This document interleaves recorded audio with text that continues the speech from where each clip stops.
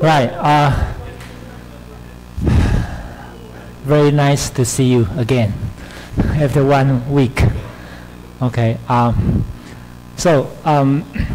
Let's recall what we have learned 1 week ago.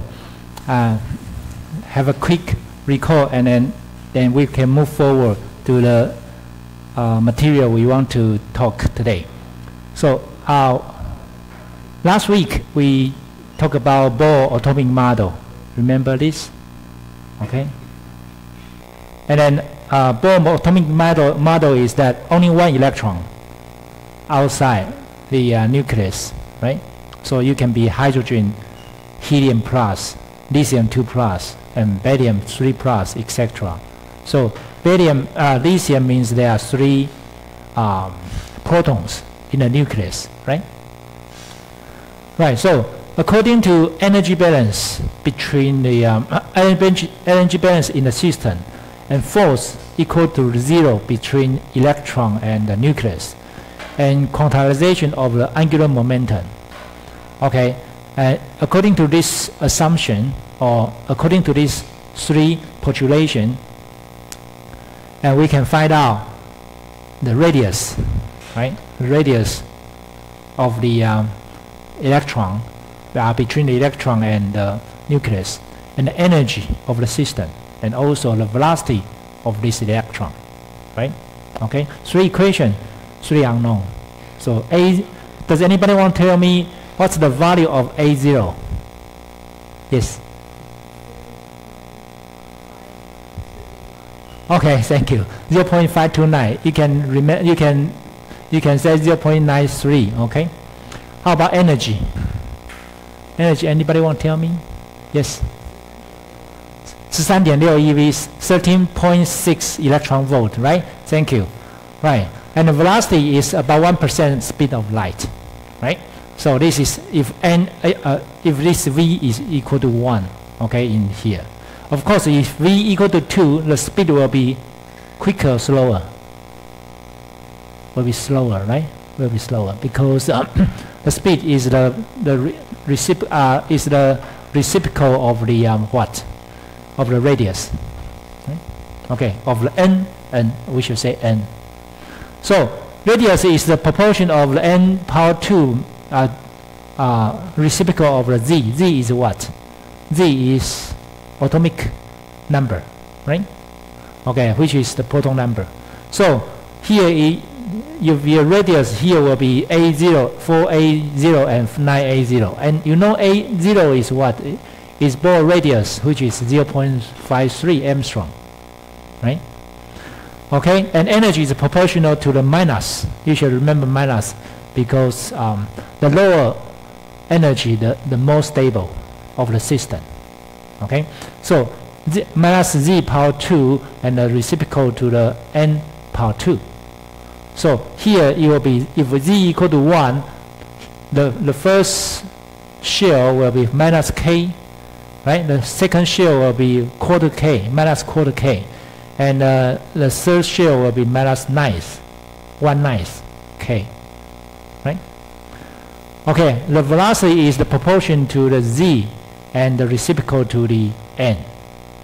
So if z equal to 1, and then v1 will be the speed, 1% of speed of light, right? And the second shell here, that will be about half of the v1, and this one will be 1/3 of the v1. Okay, you know this. And the energy diagram is that, you know, we already draw energy diagram for you. The energy diagram in the if n equal to infinite, and then energy will be 0, right? And minus below. So, and we talk about ionization energy. We talk about the first ionization energy, and second ionization energy, and third ionization energy, etc. The first ionization, what's the first ionization energy? The first ionization energy, the first electron move away from the atom. This is what we called first ionization energy, right? Okay, so this is what we learned about the atom.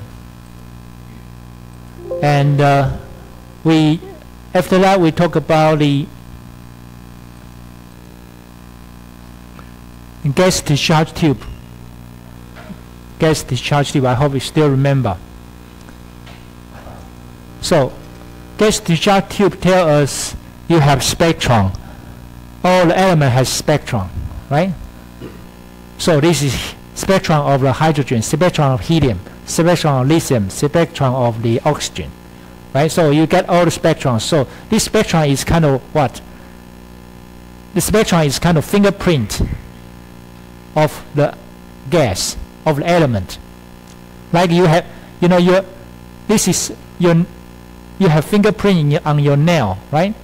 Okay, and this is your fingerprint, and also all the gases has, or all the material, they have their fingerprint. That's why we can find out what's the contents of the stars. Okay, and then after we talk about the CRT, or cathode ray tube, hopefully you remember. And finally we talk about this. This is Planck-Einstein relations. Planck-Einstein relation, if you regard the energy as a unit of electron volt, if you regard the wavelength is a nanometer, so you can change this Planck-Einstein relation from this to this. Okay, so this h times speed of light will become 1240 divided by lambda.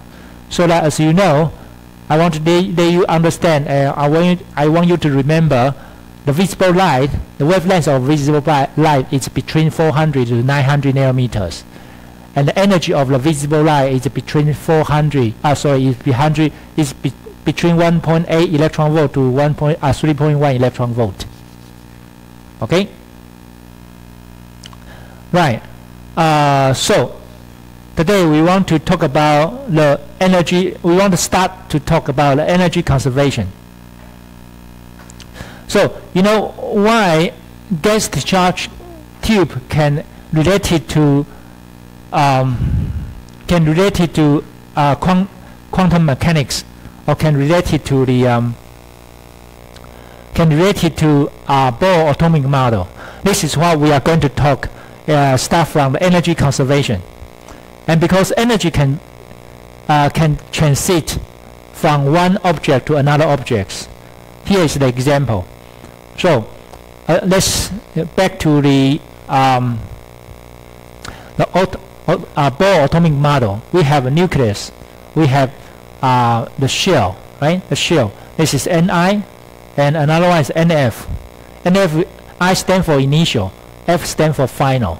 So you have N is an integer number which can be 1, 2, 3, 4, right? So this can be 1, this can be 2, or this can be 3, this can be 5, for example.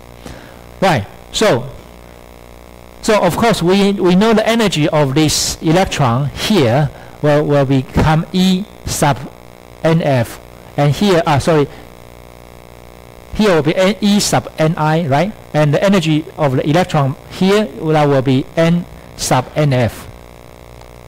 Right.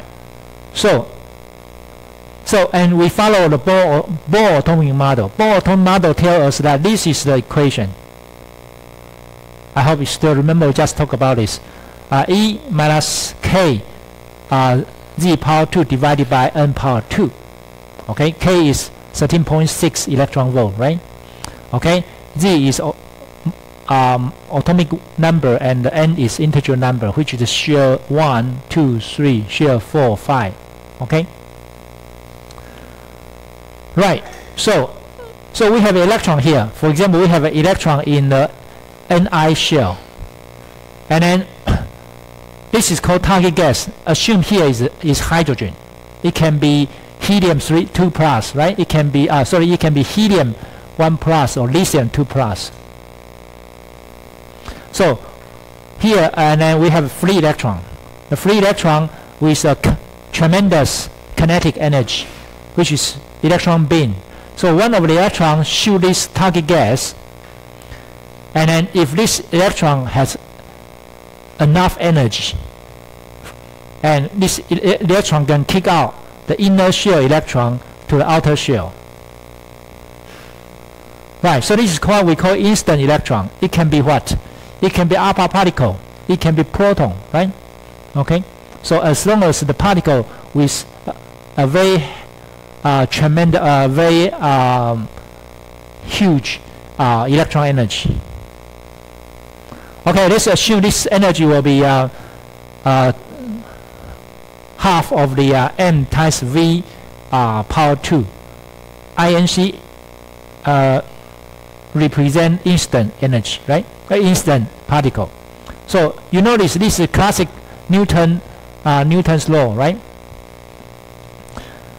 So if this energy is high enough, so we have energy transition of electrons. So this is called E sub tr.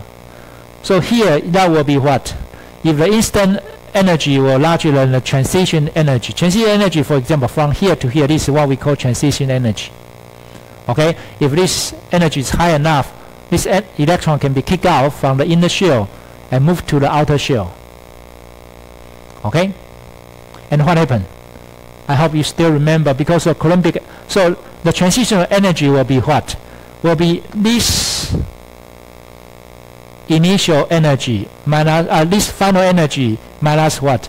Initial energy. So if you rearrange this one, this, well, that will be called delta E sub tr equal to this one, right? Derived from this equation. No problem, right? Okay, so this is transition energy of the electron. And of course, if this is higher, this energy is higher than the transition energy, so you have some scattered electrons, which is from this one. So this one will come out with slow, right? Slow electrons. The speed is slower. And together with what? Together with electron from photons. Okay, so this, because of Coulombic attraction, this is called scattered electrons. Scattered electron. And again, that will, the equation will be like this, right? E sub SC stands for scattered, right? Okay, this energy from this original electron, and then because of Coulombic attraction, this electron will drop from the outer shell to the inner shell, and with the energy of the photon, right? They will deliver energy of photon. So this photon will be what? It's what we call emission. So that's why you can see the light. You can see the different colors, right? Okay, so this is called emitted photon. Emitted photon, the energy is what? According to Planck-Einstein equation, this is electromagnetic wave. So the energy of a photon will be what? Will be Planck constant times speed of light divided by lambda, right? So this is the energy. So as you know, this energy, because of conservation of energy, this energy, input energy will become the output energy. This one plus this one. So you can have a equation like this. Instant energy equal to transition energy plus scatter energy. So transition energy, this one, actually is equal to what? It's equal to this one. Why? Because energy conservation. Right? This one, the energy loose from this atom will become the energy of the photon. So delta E sub tr will be equal to E sub photon.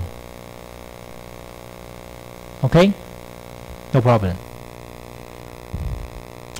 Right. So now the interesting part is that now we want to know how Bohr postulates for hydrogen atom and can meet how the Bohr atomic model, the equation can meet the equation of the Balmer model. Remember this? There are 6 postulators, right? So we have the most important is number 4, 5, 6. Number 4, 5, 6. That's why you can regard the transition energy will become energy, right? This one is number 6. Planck-Einstein relation applied to the electron transition. Okay? Right. So let's find out how Bohr models will agree with the Balmer model. I hope you still remember Bohr model is a pure theoretical mathematics equation because Bohr just used a piece of paper and pen to do the calculation, and he found equation. And Balmer is a kind of experimental scientist. He's an experimental scientist. He used experiment, and he find out what we call empirical model or empirical mathematical model. So this is one is from theoretical, one is experiment. If these two can agree to each other, then this model will be very beautiful, very powerful, and very useful. Okay?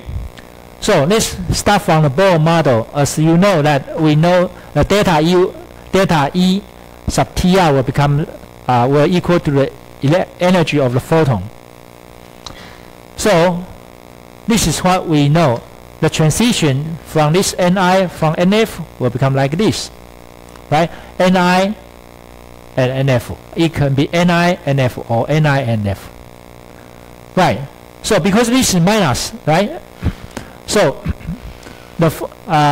this is what we know, and then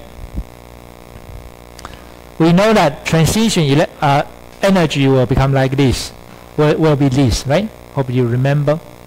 So we can arrange this, put this in this part and put this into this part.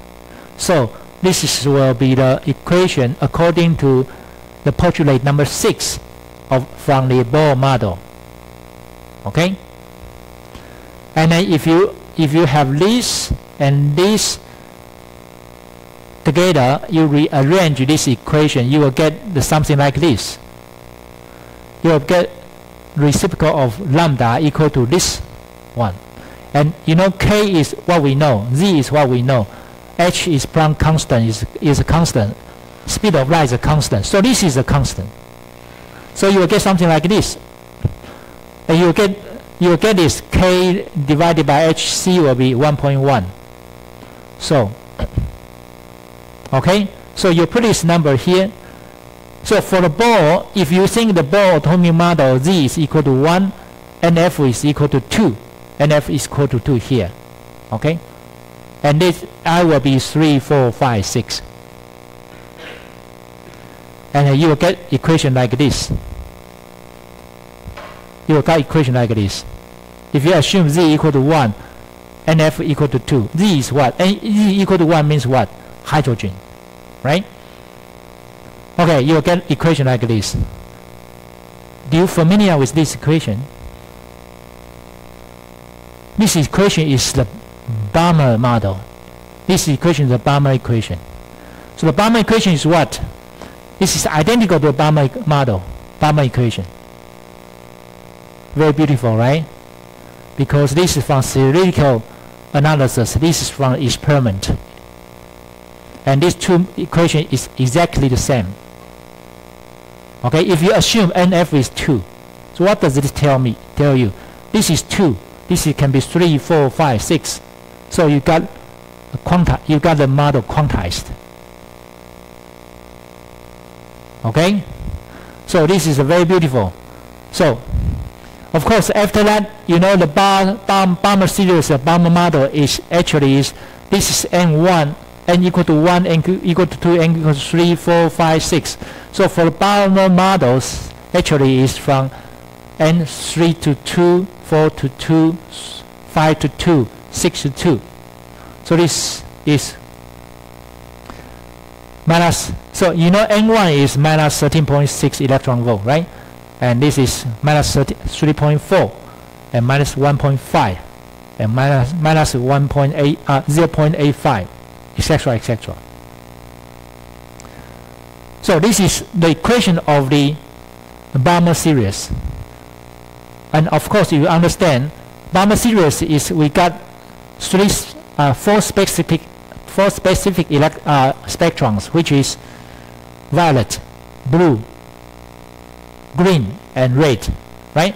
So this is this is called medium electrons. As you know, I told you that the energy of the visible light is between 1.8 to 3.1. So this is 2 to 3 electron volts. So this is what you can see from the spectrums. However, the hydrogen spectrum has more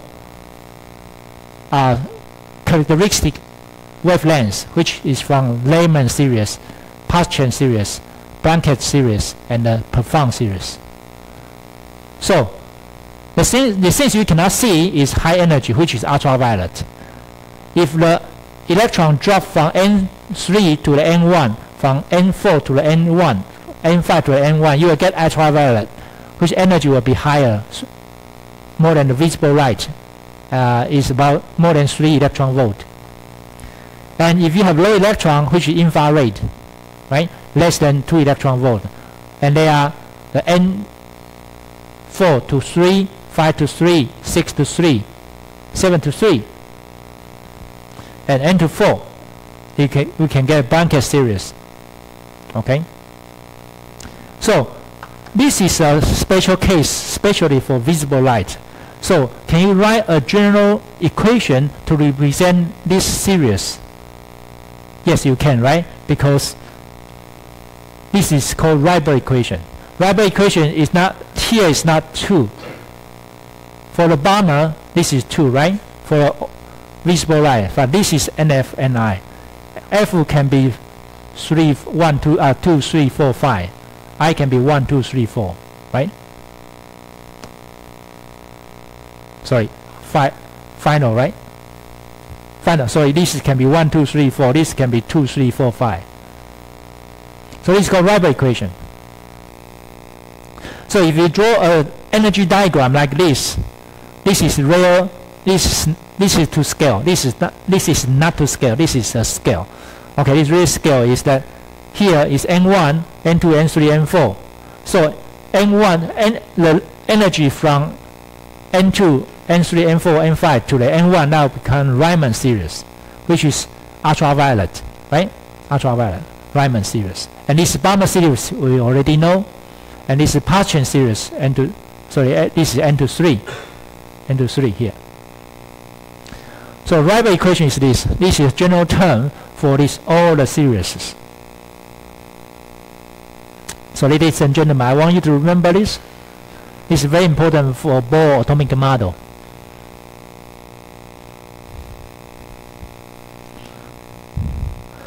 Right. So Rydberg, he is a great scientist. You know, in 2 centuries ago, in the beginning of, in the mid of the 19th century, Armstrong, he found out the light spectrum of the hydrogen. And very soon, 2 years later, J.J. Balmer, he used this spectrum to write an equation. I hope you still remember. Armstrong found out these 4 spectrums, right? And he wrote this equation to represent this spectrum. And 3 years later, Rydberg developed this general equation to represent this kind of special case. Okay, so Rydberg, he used to predict the wavelengths of the photons emitted by the changes in the energy levels of the electrons in the hydrogen atoms. So this equation is right, and it can represent the spectrums of the photons. Of course, if Z equal to 1, if Z equal to 2, that will be helium. Z equal to 3, that will be lithium. Okay? So as you know that it's very interesting, it's very soon this equation was developed. But after the development of this equation, we start to have Bohr atomic model. So this is summary. The light spectrum of the atoms, I just quickly let you know, and we will learn this. We'll record this next week. Right. So now, let's think of, once you have Bohr atomic model, once you have Rydberg equations, that means this theory is perfect. So you might have, some people might against this model, some people might agree this model. And let's start to talk about who agree this model. And we start from the quantization of energies of the electrons in the multi-electron atoms. That means, well, some scientists agree to use this model for multi-electrons, for more than 1 electrons. And do they agree this? Yes. the one part of scientists, they agree. And this is a very famous experiment called Frank-Hertz experiment. The Frank-Hertz experiment is that instead of put hydrogen into this gas discharge tube, they put excuse me, they put mercury. You know, hydrogen has only 1 electron, but mercury has 40 electrons, for example, 49, 47 electrons outside. So they put the mercury into this gas discharge tube. And they realize electrons and the energy of electron also quantized. So the Bohr atomic model might be right. So he put the gas discharge tube with the mercury vapor, and then it come out not with the white color. Of course, you can use spectrums. The thing is that and then not only they put the mercury into this gas discharge tube, but they also measure the current. They have a current. There has a meter here to measure the current, because you know the electron being shoot from the cathode to the anode, and then you have, if you have a meter, you can measure how many electrons hit this case anode. So the number of the electron can be regarded as a current. So you can see how many electrons received from the anode. Okay, let's see the experiment. So this gas discharge tube with the mercury vapors, it's 80, right? There are 80 electrons. Right, it's easy? Shouldn't be, right? Okay, so energy level mercury, let's say energy level of the mercury is from low to high. As you remember, this is energy level diagram. Okay, this is a mercury atom, a single atom, and you have here. So you can have a meter to measure the current, and also you have a voltage here. Right, let's see how they do the experiment. So again, we have a very high energetic electron and hit this mercury. This electron, this is mercury atoms. And then that means that if the energy is small, which is this energy, the length of this, let's say the length of this bar represent the level of the energy, which is less than this one, right? So what happened to this electron? This electron will pass through, right? This electron, if this electron is not strong enough, it's not heavy enough, and then this electron will pass through this mercury and do nothing, right? Do nothing. So what happened? If electron shoot from cathode to the anode and then do nothing, the collector will measure, right? This meter will measure the numbers of the electrons. So the current will what? Current will increase. Current, so it shoot and go through without any energy exchange. So you see that? The current will increase. Current will increase. This is voltage, right? You increase the voltage means you increase the energy of the electrons, and but nothing interaction between this electron and the mercury. So the current, the number of the current will increase. Intensity of current will increase, and again you increase the voltage. That means you increase the energy of the electron more, and then again this energy is not high enough to kick the electron from the inner shell to the outer shell. And then you will measure the current will increase too, again. Will increase again. And again, you increase, not enough, this will increase again. Right? Okay, until what? Until something happens. If the energy is high enough, so this energy high enough, so this electron will what? It will drop. They found out that if I increase the energy to a certain level, and the current will drop, and the light come out. This is the same as the hydrogen atomic model, right? The spectrons. So the current dropped because this energy is enough to kick out the electron from the inner shell to the outer shell. So what happened? So what's the level of this energy? So this is what we call first ionization energy, right? The first ionization energy here, this is, if we think of first ionization for the energy for the mercury, that will be 10.497 electron volt. However, when we give the energy to this, which is, we found out 4.9 electron volt, will have the light will come out. So this is not first ionization energy. So electron doesn't move away, very far away from the atom, right? That's what we call ionization, first ionization energy. But this is not, because the energy 4.9 volt is much less than 10.439 electron volt. This is not first ionization energy. So what happened? This is what?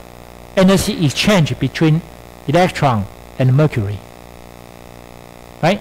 So you have electron come out and electron drop, so you see the light. The electron move from the inner shell to outer shell, and also because of Coulombic attraction, the electron will drop, and you see the photon. That's why you see the light. You see the color, right? And this is 4.9 electron volt. And interestingly, if you increase the energy again, make it faster, and then what happened? The current will also come out, because light is here. The current will also come like this. So again, you have conservation of energy, right? You just learn conservation of energy. So this electron will come out. It's slow, This slow, and then this slow electron eventually will also hit the anode, and you can get you can have a collector to measure the current, right? So in this case, the current will increase again from a high voltage. And interestingly, if you keep on doing this, you will find out something like this. And this is 4.9 electron volt. This is 4.9 electron volt from this gap. And how are you going to explain this? This is not 10 electron volt. This is 4.9 electron volt. So your explanation is this electron hit this atom, and then you have slow electrons. But if you increase the energy of this electron again, this energy will be able to hit the second mercury. So if this electron has a high enough energy to hit a second electron, second mercury, and you come out, you have 4.9 volt. And again, if you have more energy, you can hit the third one. So that's why you can have 1, 2, 3.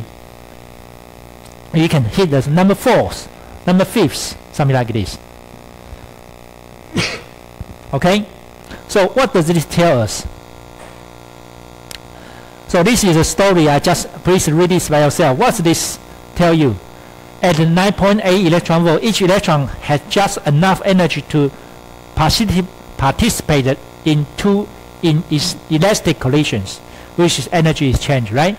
Excite 2 mercury atoms and then be left with no kinetic energy. So what? So the current will drop to 0 because there is no kinetic energy. So the electron is not able to reach the anode, right? So what does that mean? This tells us that energy of hydrogen is quantized.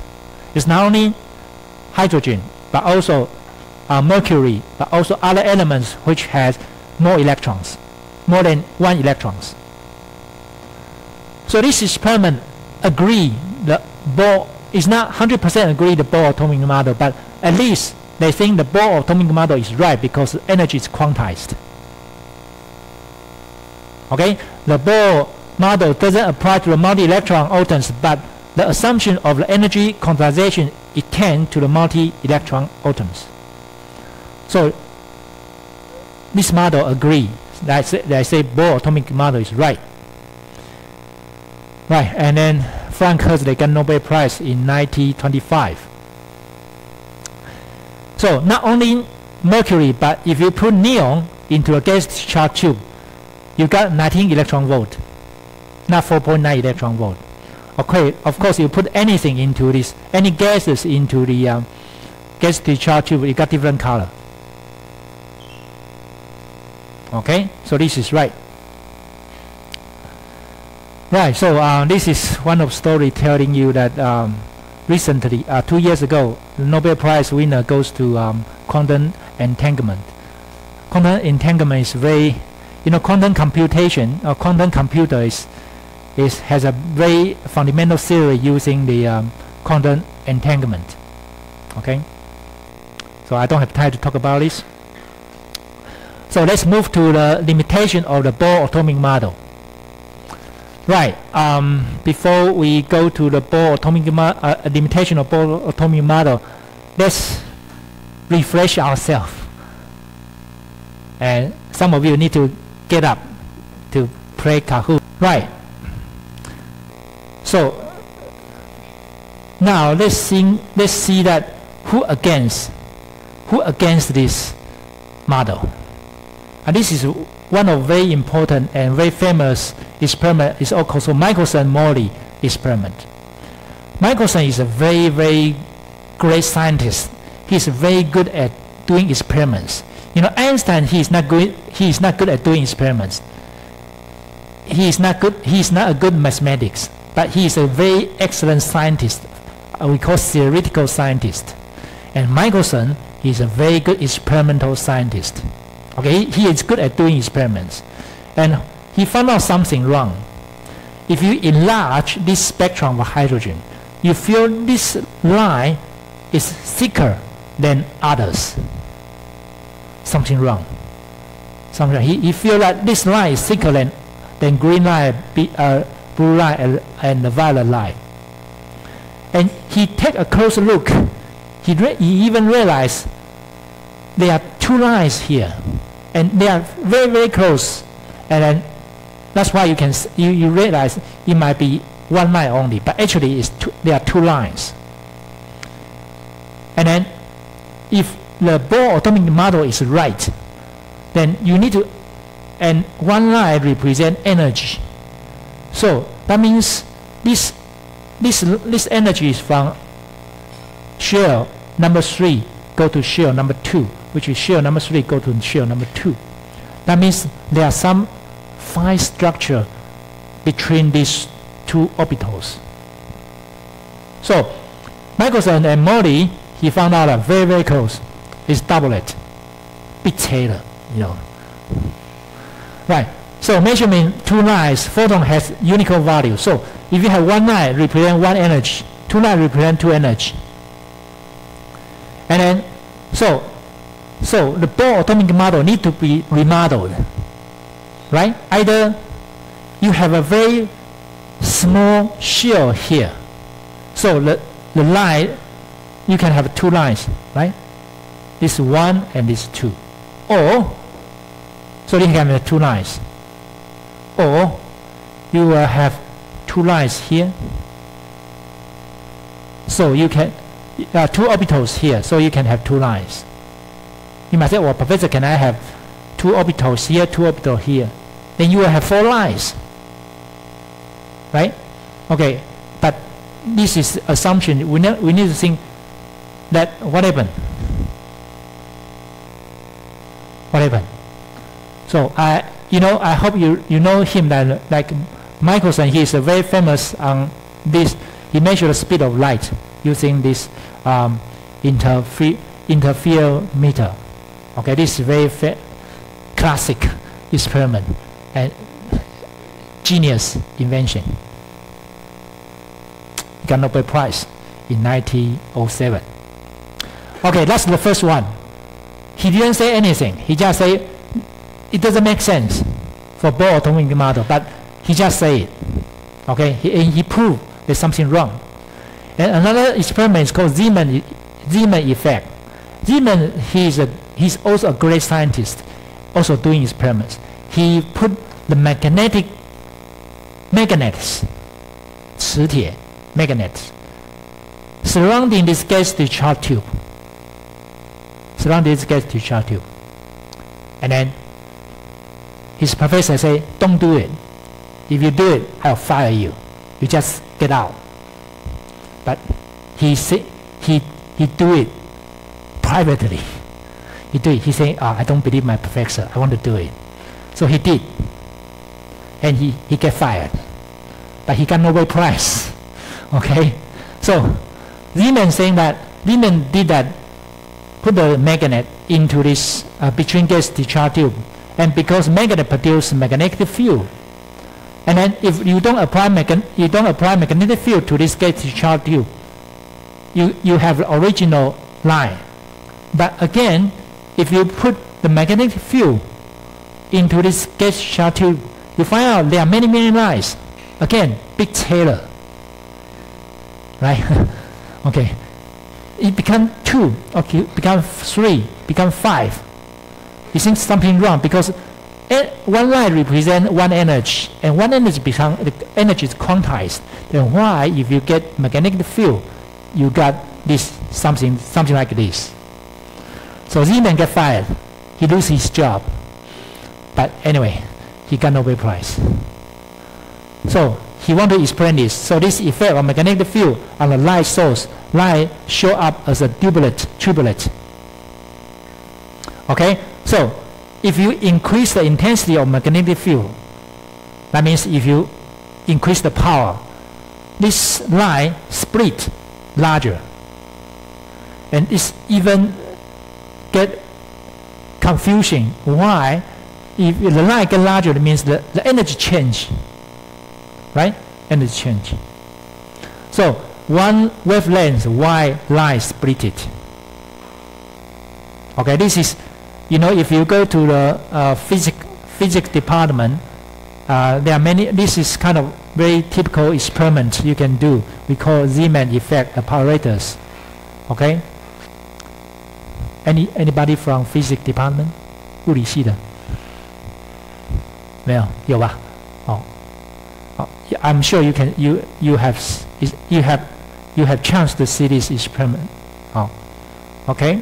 So if you don't apply any magnetic field, the light looks like this. If we apply 1.6 Tesla, you see that the light split it to triplet, doublet. Okay. So Lawrence and Zeeman got Nobel Prize, because they realize they can predict about the polarization of the light. 偏极化, right? Okay. This is also very important. If you, okay, I don't have time to talk. Right. Okay. How about apply to another field instead of magnetic field? If you apply electrical field, will it be the same? Will you observe the same phenomena? Will you observe the same thing? Yes, you can. And you got Nobel Prize. Okay, this is called Stark effect. Stark, he applied electrical field and light split it again. Okay? So if you are my student, you want to do any experiment, you are very welcome. As long as you don't explore my lab, that will be okay. Okay, and if you find something new, please tell me. Let's get Nobel Prize together. Okay? Okay, I won't kick you out. Okay, I have a lot of freedom. I give my students a lot of freedom, research students. So I always encourage them to think something crazy, so they can find out something new, like Zeeman. Okay? I cannot be crazy, You are young, you can be crazy. Okay. Right. Okay. So Stark also found out that if I apply electrical field, the light split it. So Zeeman effect and Stark effect, they all talk about the same thing, but they're using different forces. One is called magnetic field, one is electrical field. And then they realize energy split. And these are very important because MRI, I'm sure you are too young to go to a hospital to have this MRI, but the age like me, or the age like your parents or your grandfather or your grandmother might have chance to go to the hospital to do this MRI. And the principal MRI is from Zeeman. Okay, this kind of scientists, they got Nobel Prize is because their idea or their invention affect the human being for 1,000 years. Okay, so that's why they deserve to get Nobel Prize. Okay, so Zeeman, MRI is the original idea is from Zeeman, is from the Zeeman effect. So you can create the magnetic resources, resonant imaging. Okay. So there are some things. The Bohr atomic model is in trouble because these three cannot be explained by Bohr atomic model. So there are some limitations of Bohr atomic model. So before we talk about the next model, this is magnetic resonance imaging. Okay, these two gentlemen got Nobel Prize because they create this kind of machine. And this machine is very important. You can see any tumors in your body, or in your brain, your lung,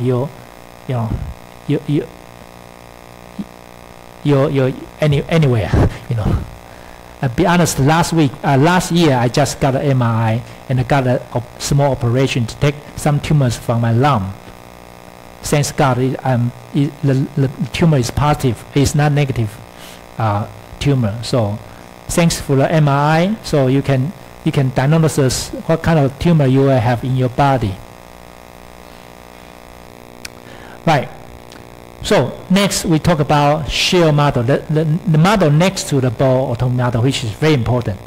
What we call this is called shell model or called Bohr Sommerfeld model. So Sommerfeld, as you can see, Sommerfeld he modified Bohr model, but Bohr model is partially correct, and he just adds something into this model. Okay, we call shell model. Right. So these are the Michelson-Morley experiment, right? So this is important that without electrical field or without magnetic field, actually this is a very small energy gap between these two lines. So we can assume this assumption is correct. There are some fine structures in the orbitals. And this is the quantum number 2. Quantum number 1 is integer number n equal to 1, 2, 3, 4, right? Remember? This is the size. As we just play Kahoot, the R1 is smaller than R2, is smaller than R3. So R3 is bigger than R2, bigger than R1. So this is called N1, N1, 2, 3, 4, which is quantum number 1. And now is quantum number 2, L. So Sommerfeld, he thinks that the orbital might be not a spherical. It can be elliptical. What does that spherical and elliptical? Elliptical is not 100%. It's not perfectly spherical. It's some kind of small fine ring here. So if you write a ring, this is not perfect, right? This is 椭圆形, right? 椭圆形.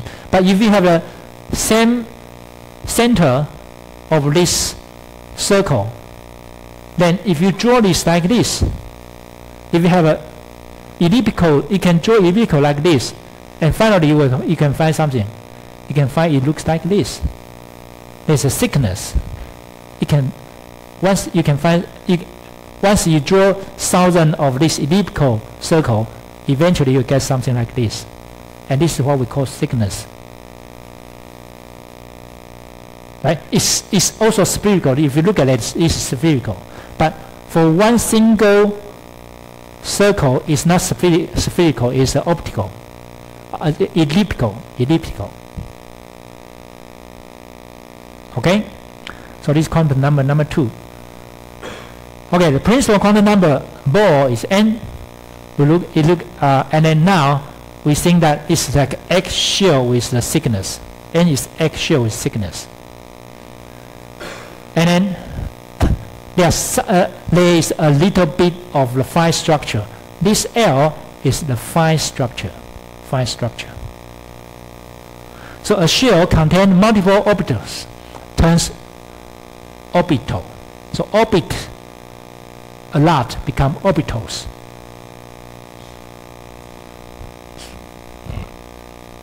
Okay? So orbital is a subshell, L. Okay, so shell is quantum number N, subshell is quantum number L. Is this right? You need to prove it, right? You need to prove it. So this number, can we explain this? Okay, let's move this to the end. So quantum number M is Zeeman effect. So this is orbit, right? We call N, right? L is orbital, which is the energy level diagram, energy level. That's why the ray line becomes 2. Okay? So if L, this is modern quantum mechanics. So now we know that N equal to 0, which is S orbital.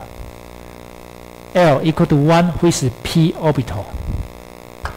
N equal to 2, which is D orbital. Right? Okay? So this energy level. So each energy level, if you apply this energy level to the magnetic field, the energy level split from what? If S orbital, there's no change if you apply the magnetic field. For the P orbital, it becomes 3 from 1. If D orbital, so this is what we call 1, 0, minus 1. If the D orbital, if we apply magnetic field, it becomes what? It becomes 5 energies. That will be 2, 1, 0, minus 1, minus 2. Okay? So here is the example for you to understand from the energy level 7p to the 6d transition. So this is 2d, 6d and 7p. D is what? L equal to 2, right? 6 is what? 6 and the principal quantum number. Okay? For if you don't have magnetic field, this looks like very simple. From this gap from here to here. However, if you apply the magnetic field, the energy will split. For the P, energy split from 1. For the P, right, energy split from 1 to 3. For the D, energy split from 1 to 5. So you have many energy gap, and each energy represents one transition. Okay, so this is the quantum number 3, M.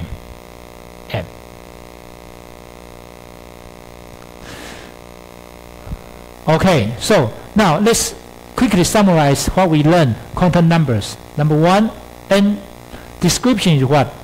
What we call the principle or the shell. The description is the size. Remember, the R1, R2, R3 represent the size, which is getting bigger and bigger. Okay, and in the old time, there are many scientists, they use different notation. For example, they use N equal to 1, 2, 3, 4. Or some of them they use K shell, L shell, M shell, N shell. K represent 1, L shell represent 2, M shell represents 3, N shell represents 4. I'm sorry, I forgot why they don't use A, B, C, D. They use K, L, M, N. I can't remember, but anyway. So example is what? N shell is larger than M shell. M shell is larger than L shell. L shell is larger than K shell. Remember? You can regard this as a radius. So this quantum number, number 1, principal quantum number. The second one is L. Small fine structures according to the experiment, right? So we call subshell. Subshell is related to what? A size, a shape. Remember, circle and elliptical is related to the shape.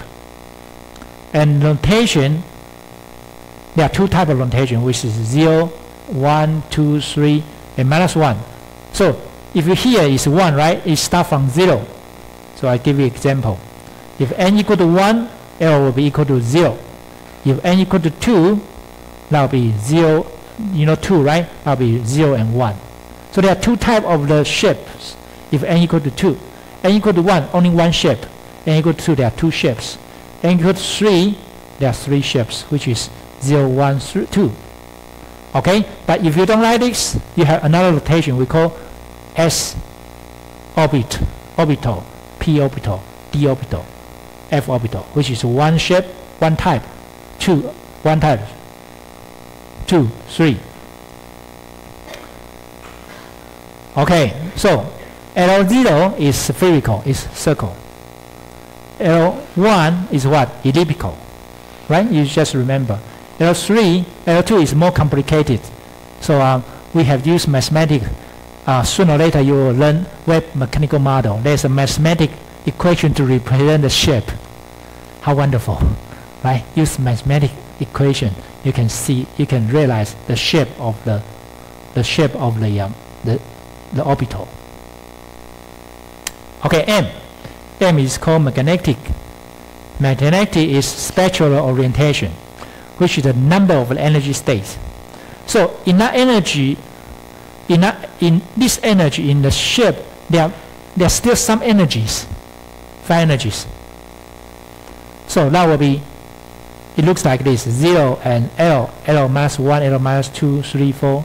So for the notation number 2, there's no notation number 2. What you can remember is, for example, I'll give you an example: n equal to 1 and L equal to 0, M will be 0. So there's no split of the line of the energy. Okay, so for n equal to 2, so m equal to 0, what does that mean? No line splitting in the magnetic field for the ground state. Okay, so for how about n equal to 2? n equal to 2 is L can be 0 or 1. So 0, L equal to 0, m equal to 0, the same as this one. However, if L equal to 1, m equal to what? There are 3 states: 1, 0, and minus 1, 3 states. Okay, so if you apply, so this is energy level, so you have 1, 2, 3 in the same level. But if you apply magnetic field, these 3 equal energy will become 1, 2, 3. Will become like this. If you apply energy level, if you apply magnetic field into this energy level, okay? Quantum mechanics, right? Very interesting.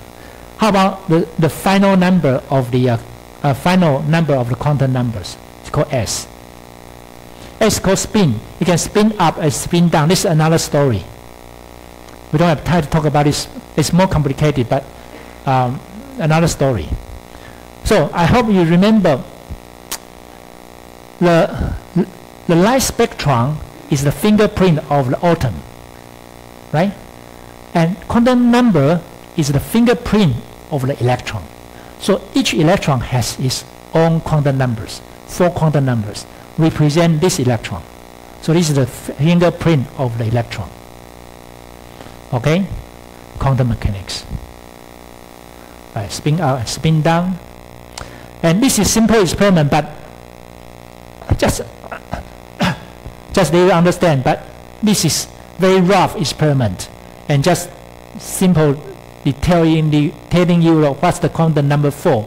Quantum number 4.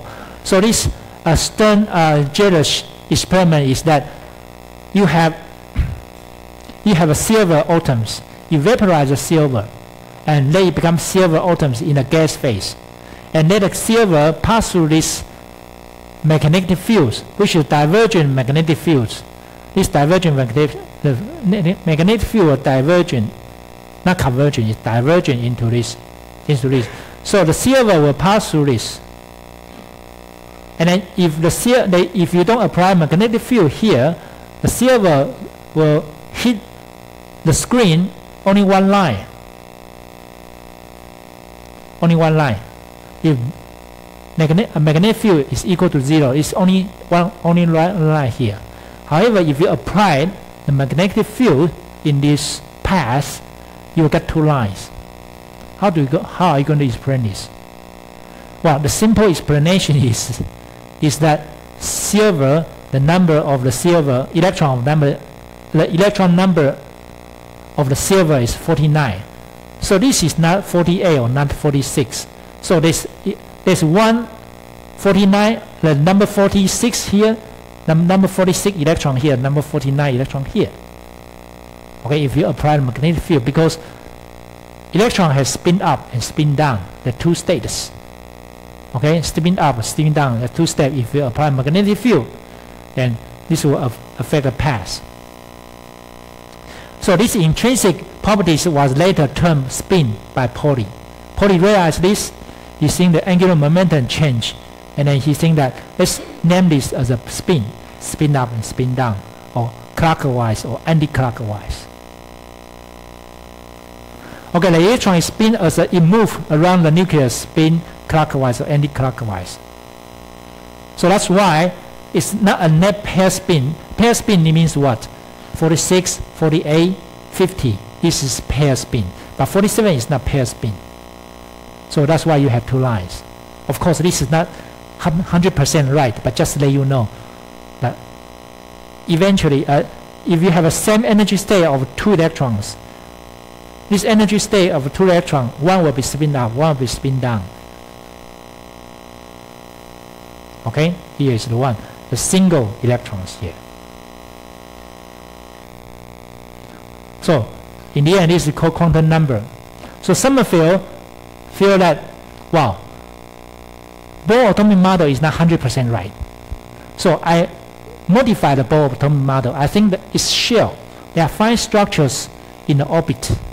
So we call orbitals. So this is new quantum number, right? So in the beginning of the 20th century, the electron is developed. The quantum number already have 3 NLM, and then a few years later, which is 9 years later, the quantum numbers is completed, NLMS. So what is quantum number? As I told you, quantum number is the fingerprint of the electron regarding the in terms of the quantum mechanics. Right. So Sommerfeld, he's a great scientist, but he never got Nobel Prize in his entire life. But his many students got Nobel Prize, not him. You know, he want to kill himself, right? Sorry, he's very angry. He's nominated 81 times. He's nominated 81 times, but he never got Nobel Prize. But his students, some of all his students got Nobel Prize. Very sad, right? But anyway, he's a great man. So this is, you know, his 80 years old birthday. All his students come to his party, and they show these 2 pictures. You know, this is Sommerfeld, and this one is 0, which is circular, right? It's circular, and this one is elliptical, right? This is L equal to 2. To honor this professor, their professor about this. Okay. Anyway, he's good, but no Nobel Prize. Right. So the next topic will be quantum numbers. I want to introduce some basic knowledge of the quantum numbers, and then let me think whether we can finish this or not. Okay, so let's do it. We still have time. So there are 4 quantum numbers. You know this already. I don't want to waste your time. So I'm sure you learned this when you are in high school. So this is very easy to understand. This quantum numbers, you regard it as a kind of train track. The train track is like that. This principal quantum number, the track 1, track 2, track 3, and you have angular momentums, which is from 0 to n-1. So track number 1 is 0, and then go straight. The track number 2, because you have 2 states, so you become 0 and 1, right? And when you go to magnetic momentum, magnetic effect, you go to the number 1 split to 3. Hope you remember. And if you have track number 3, you divide by 1, 0, 1, 2. And then number one again go to split to 3, and number two split to 5. Okay, this is magnetic number of the electron states. So this is the same. This was the same electron level, but after that they split to 3 states. They split to one high to low, right? And what happens to spin? Spin is that in this energy state you have spin up and spin down electrons. So in each state you have 2 electrons. So you have 2 here, 2 here, 2, 2, 2. So in number 2 you have 8 electrons. 2, 2, 2, 2. You have how many? 8 electrons. And here you have 10 electrons. So each state you have 2 electrons. 2, 2, 6, 2, 6, 10. So if I ask you how many electrons in the shell is in the principal shell 3, you will write down how many? 18 electrons. Okay, so here I just don't want to waste your time, so please remember this. Easy. You don't need to remember this actually. If you forget, you just check website, Google or something. So this is what we learned. The quantum number n, l, m. You can write m sub l or m sub s. It can be l. Okay, m and s here. Right. So once we know the energy state, and now let's start to think of how can we put the electron in the energy state. Well, we follow 1s, 2s, 2p, 3s, 3p, 3d, 4s. We follow this manner, or we don't? Okay, this is what we are going to talk next week. I hope there is no typhoon come next week, so we can have a nice time in the lecture room, right? Okay. So again, I hope you enjoyed the lecture today, and once again, have a nice weekend.